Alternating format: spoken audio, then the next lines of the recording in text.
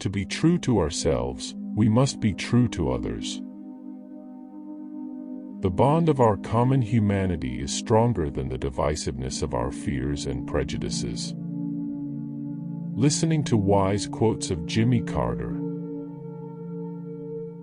I have one life and one chance to make it count for something. My faith demands that I do whatever I can, wherever I am, whenever I can, for as long as I can with whatever I have to try to make a difference. Like music and art, love of nature is a common language that can transcend political or social boundaries. America did not invent human rights. In a very real sense, human rights invented America. We have become not a melting pot but a beautiful mosaic.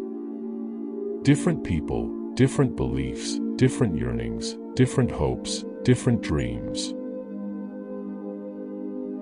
You can do what you have to do, and sometimes you can do it even better than you think you can. My position has always been, along with many other people, that any differences be resolved in a nonviolent way. We have to inspire our children and grandchildren to take on challenges and risks that at first may seem to be overwhelming, or even impossible. They need to understand that the only failure is not trying.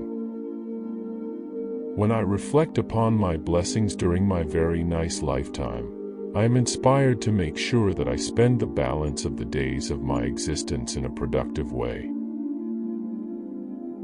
I believe that anyone can be successful in life, regardless of natural talent or the environment within which we live.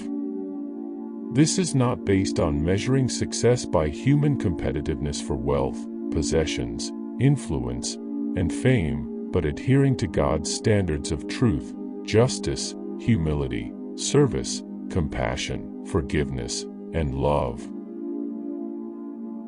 Sometimes we face potential failure, and we have to remember to try anyway to find a way to reach our goal. We can overcome many global problems and build a better world if we all work together as a community. Earlier in my life, I thought the things that mattered were the things that you could see, like your car, your house, your wealth, your property, your office. But as I've grown older, I've become convinced that the things that matter most are the things that you can't see, the love you share with others, your inner purpose, your comfort with who you are. Failure is a reality. We all fail at times, and it's painful when we do. But it's better to fail while striving for something wonderful, challenging, adventurous, and uncertain than to say, I don't want to try because I may not succeed completely. We all know grandparents whose values transcend passing fads and pressures, and who possess the wisdom of distilled pain and joy. Wherever life takes us, there are always moments of wonder. It is clear that global challenges must be met with an emphasis on peace, in harmony with others, with strong alliances and international consensus.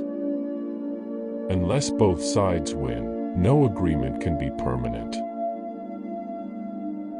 It is good to realize that if love and peace can prevail on earth, and if we can teach our children to honor nature's gifts, the joys and beauties of the outdoors will be here forever.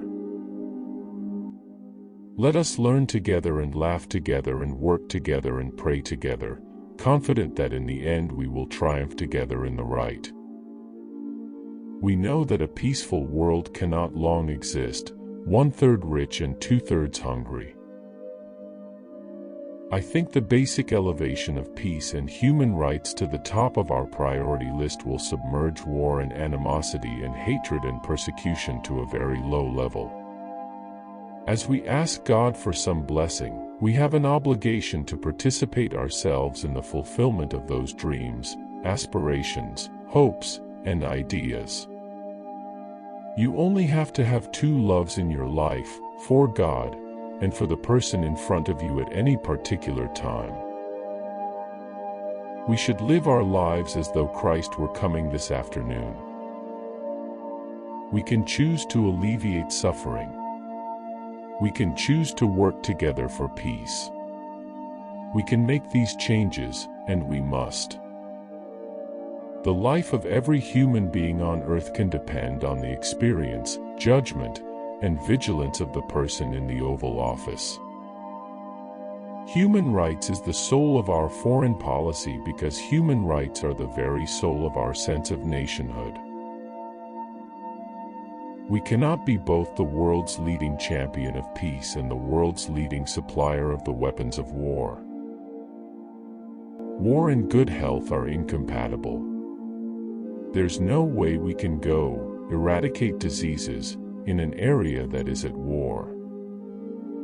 A strong nation, like a strong person, can afford to be gentle, firm, thoughtful, and restrained. We must adjust to changing times and still hold to unchanging principles. We hope to all of you enjoyed the video. Make sure like, share and subscribe the channel.